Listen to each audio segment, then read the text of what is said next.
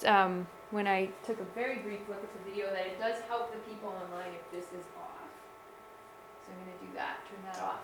Yeah, so a pronoun takes the place of a noun. So those of you at home, you had this in your blue packet as well. So I know some of you were not here on Monday, or maybe some of you haven't watched the video, but we watched a story about a doctor named Eric who treats HIV positive people and has HIV himself. If you have a chance to go and watch his story, I posted the link online, and there's lots of people telling their stories. So it's using Eric's story as an example. So we'll see here Eric who has HIV, Eric treats other people who have HIV, Eric helps him feel hopeful. Recently Eric made a digital story. So Eric, Eric, Eric. So that's using his name too many times. So what we can do is substitute that with the pronouns. But it still sounds really choppy, doesn't it? It still sounds really choppy. Eric is a doctor who has HIV. He treats other people who have HIV. He helps them feel hopeful. Recently he made a digital story about his journey.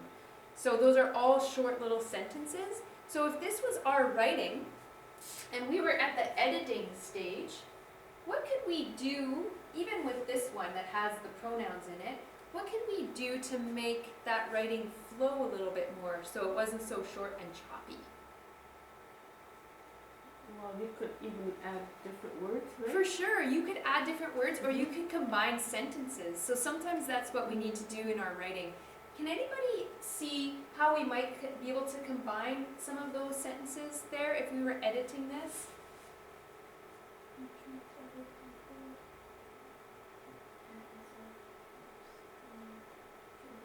Okay, yeah. So he treats other people who have HIV, and you said, and also helps them feel hopeful. Or instead of the and also, we could change and also to which helps them feel hopeful. So we could take all of this out and say which, and then that eliminates another he, right? So this is what we want to do with our writing when we get near the end. You also use Eric is a doctor who has who has HIV and and treats other people who also have it, right? And then the it is the HIV, you're using another pronoun, right? This makes those patients feel hopeful, right? This meaning his treatment, right? So there's all kinds of things that we can do with our writing, but we don't really have to worry about those things until we get here. If we're worried about doing that a lot while we're writing our first draft, we'll never get it written because we'll always be second guessing ourselves. So that's why after we do a lot of thinking and a lot of organizing, we just want to be able to write, and then later we can come back and do this. But okay, so if we scroll down, and some of you, I'm not sure about the people out there if they have the grammar chart, but I know you guys in here, I gave you a green chart where you can keep track of your grammar.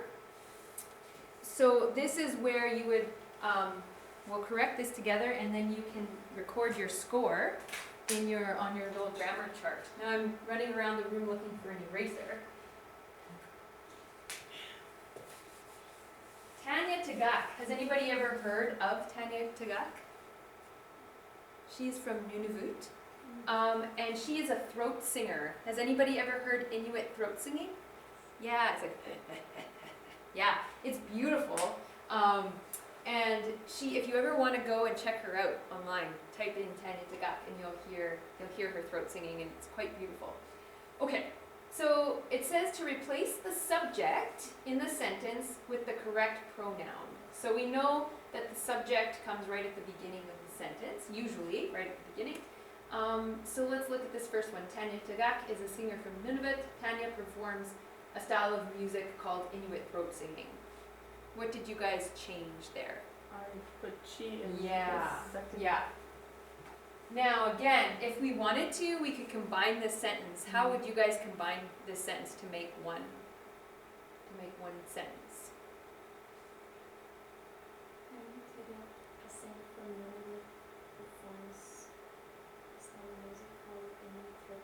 Sure. So if you did that, if you took out Tanya Tagak, comma, a singer from Nunavut, performs, because then you'd have your verb here, right? Excellent, yeah, we could do that.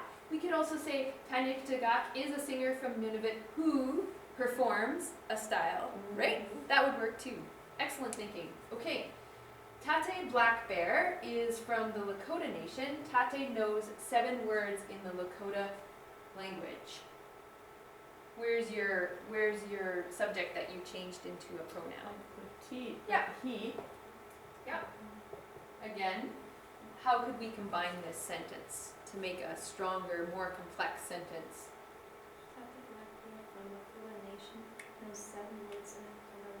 Sure, so again, taking out the is and then telling us where he's from. And again, we could add Tate Black Bear is from the Lakota Nation and knows 7 words, right? So we could combine them. I'll stop. I think Or you guys. even you could use who, right? For sure, Who yeah. knows, There's so much you could do, and this is where everybody out there, reading your work out loud after you've written your draft, and even while you're typing it into the computer, is the best thing you can do. Because when you read it out loud, you will start to notice, oh, you know what, that sounds kind of choppy, or oh, that doesn't sound right, I need to change that. When both my husband and I ask each other to proofread our writing, we go into another room and you can hear him. He's reading my writing out loud, and I do the same to his, because when you read it out loud, you start to notice. Or take a page out of that lovely lady's book back there and record yourself. Record yourself. She and her husband recorded themselves talking about their future. I think that's a great idea. Record yourself, listen to that recording, and then, you know, it might help you make some changes to your writing. Okay. Evan Adams and Adam Beach starred in a movie called Smoke Signals. Evan Adams and Adam Beach are both actors from Canada. We are? They, yeah. So they is your pronoun there. And again, we could do lots to combine those sentences, right? Thomas King and I have something in common. Thomas King and I are both writers.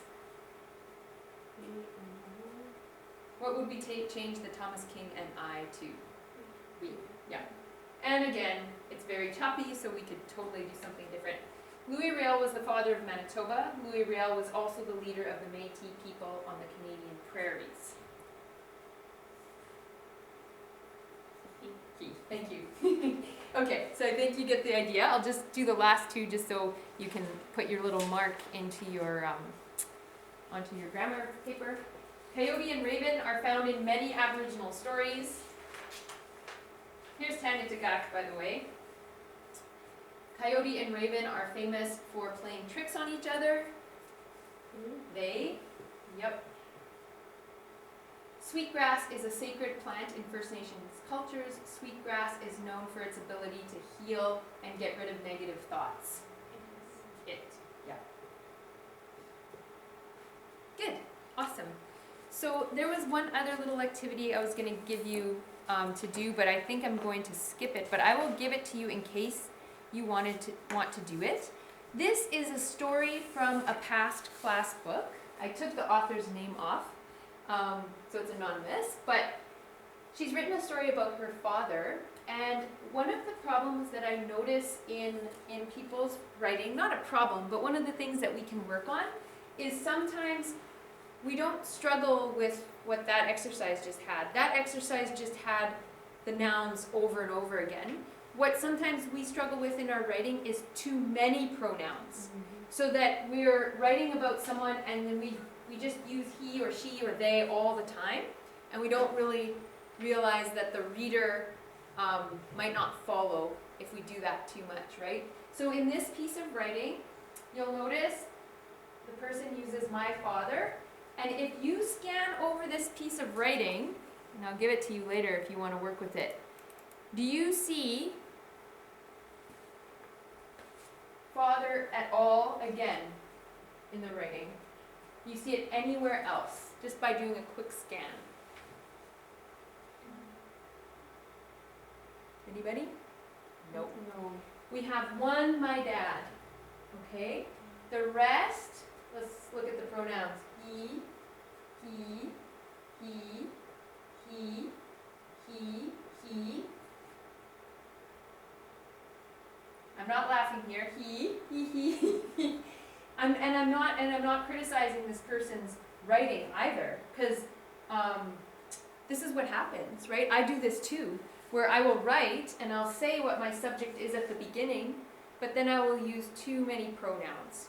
And that's when I need to read it out loud and say, okay, maybe I could sprinkle my father in there again somewhere, or better yet, maybe I can take some of my short, choppy sentences and combine those ideas so I don't need to use so many he's, right? So that's one thing to look for when you're editing your writing. Have I used too many pronouns? A good indicator is when you start a new paragraph, it's a good idea to remind the reader of your subject, right? So to begin with, what would I write here? Father. My father taught me the importance of work. Okay? Oh, now the reader knows that's right. We're still talking about her father here.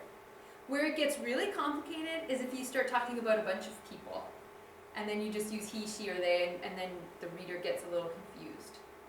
So When we have a lot more people in a story, is it better we use the names more often?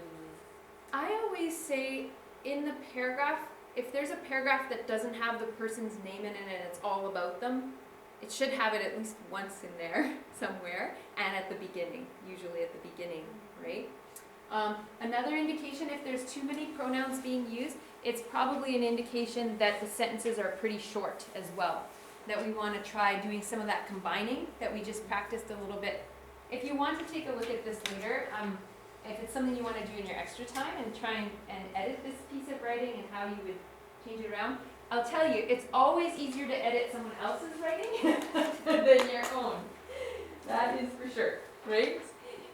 So that's just something little extra if that's something that you want to practice. Are there any questions about that?